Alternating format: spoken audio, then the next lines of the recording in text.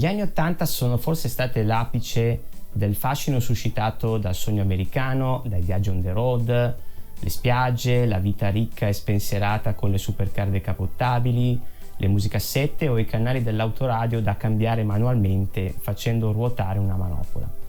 Tra i tantissimi videogiochi di guida pubblicati negli anni '80, secondo me ce n'è uno in particolare che cattura alla perfezione l'immaginario appena descritto.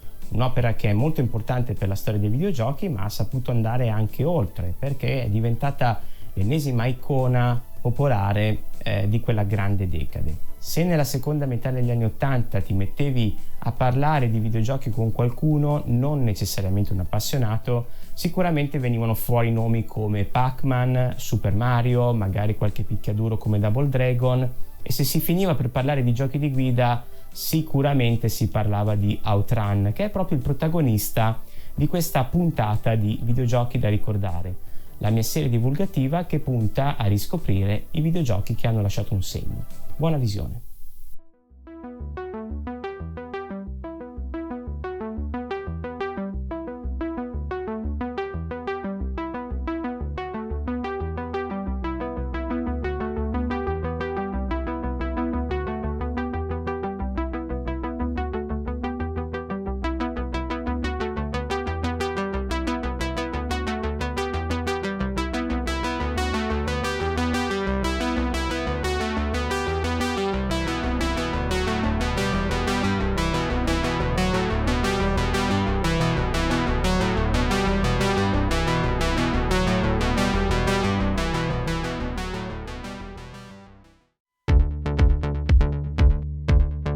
In merito ad Outrun, pubblicato nel 1986, sicuramente una cosa curiosa è il fatto che la prima volta che te lo trovavi di fronte, ciò che ti faceva dire wow non era il gioco in sé, ma era proprio il cabinato, che era formato da un grosso schermo con il volante, i pedali, la leva del cambio e anche un bel sedile che ricordava un po' alla lontana le fattezze della Ferrari Testarossa Spider, che potevamo guidare una volta inserito il gettone. Come ciliegine sulla torta c'erano anche un po' di force feedback nel volante che si faceva sentire in particolare quando uscivi un po' di strada e anche durante alcune frenate, e poi c'era anche il sedile che si inclinava durante le curve. Era un'esperienza molto immersiva per l'epoca e paradossalmente anche non molto semplice da rivivere al giorno d'oggi, almeno che non si spende qualche soldo per recuperare delle attrezzature particolari di qualità che ti permettono di rivivere un po' quella sensazione di essere a bordo di un'auto. In Outrun bisogna semplicemente guidare verso l'orizzonte, cercando anche di evitare il traffico e cercando di non uscire di strada e di non far scadere il tempo prima del checkpoint. Impresa non così impossibile, perché se avevi almeno un minimo di dimestichezza con i videogiochi, Outrun non era uno di quegli arcade dove era già tanto se riuscivi a far durare una partita almeno un minuto. E poi è un'esperienza che davvero diverte ancora oggi. Merito in particolare del senso di velocità che è molto elevato e che è anche convincente nonostante siano passati diversi decenni, pur con la dovuta consapevolezza che Outrun è uscito in un periodo in cui la tecnologia aveva molti limiti. Il senso di velocità di Outrun è molto azzeccato perché secondo me con quest'opera gli sviluppatori di Sega sono riusciti a portare allo stato dell'arte una tecnologia di upscale degli sprite del gioco che diventano via via più grandi mentre si avvicinano al giocatore, una tecnologia che si era già vista in opere pubblicate precedentemente come ad esempio il famoso Space Harrier del 1985. Un'altra caratteristica vincente è stata la possibilità di scegliere tra diversi bivi che puntano anche a scenari differenti, alcuni più semplici e altri un po' più difficili. Per finire, persino la colonna sonora ha lasciato il segno. Brani come Magical Sound Shower, Splash Wave e Passing Breeze sono ancora nella mente di chi ha vissuto l'epoca delle sale giochi.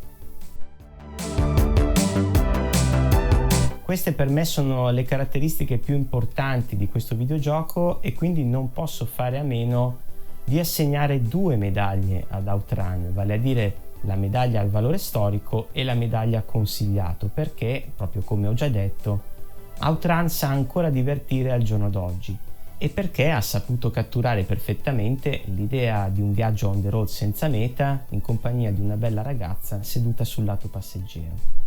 Era un sogno di molti e Outrun lo rendeva realtà, anche se per pochi minuti.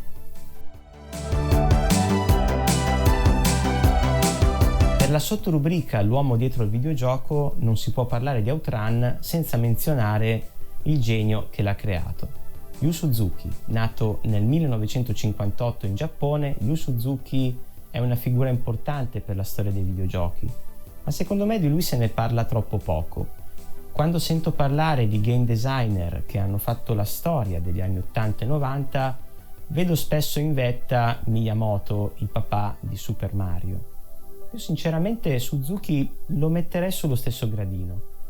Fatta infatti eccezione per il primo Donkey Kong, l'impatto creativo di Miyamoto si è sentito di più sul fronte delle console, di Nintendo in generale, mentre invece le opere di Yu Suzuki sono state un traino per il panorama arcade, che in quel periodo era molto importante anche da un punto di vista economico.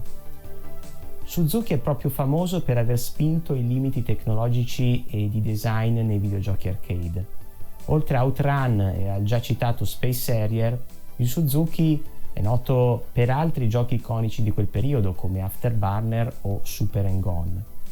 Ci sono altre opere importantissime pubblicate successivamente, ma al momento non le cito perché, proprio come già successo per Miyamoto, anche Yu Suzuki lo rivedremo protagonista nei prossimi episodi di Videogiochi da ricordare.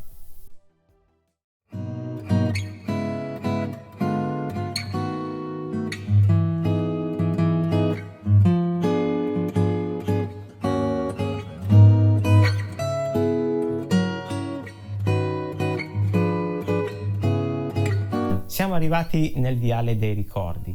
Come ho già detto in altri episodi, dove vivevo io da bambino non c'era una sala giochi e quindi se volevo vedere qualcosa di diverso dai soliti 3 o 4 cabinati che circolavano nei bar del paese, dovevo aspettare che arrivasse la saga del paese e quindi anche le giostre, dove c'era l'immancabile saletta arcade. E ricordo che in quel periodo, in quegli anni, no, non solo l'86 ma anche successivamente, tutte le volte che salivo i gradini di quella saletta arcade, la prima cosa che vedevo era proprio il cabinato di Outrun. Era qualcosa che catturava proprio l'attenzione, no? Sembrava quasi di avere un'auto dentro alla sala giochi. E quindi di Outrun ho questo ricordo, ho ricordo di tantissime persone che provavano a giocarci, alcuni sembravano voler far vedere quanto erano bravi a guidare, ma poi in realtà oggi tutti quanti sappiamo che è un gioco molto arcade che non ha niente a che fare con una simulazione.